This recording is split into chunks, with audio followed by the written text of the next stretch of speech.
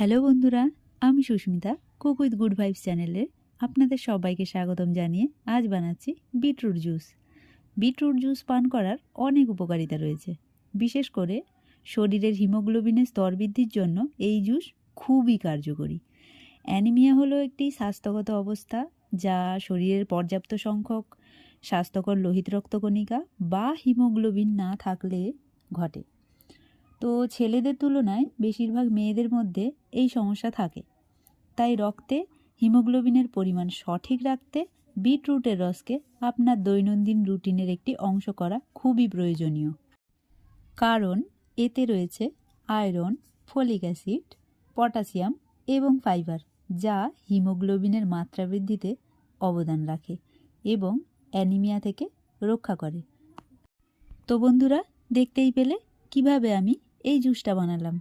ভিডিওটি ভালো লাগলে অবশ্যই কমেন্টে জানাবেন। আজকের জন্য টাটা, ধন্যবাদ।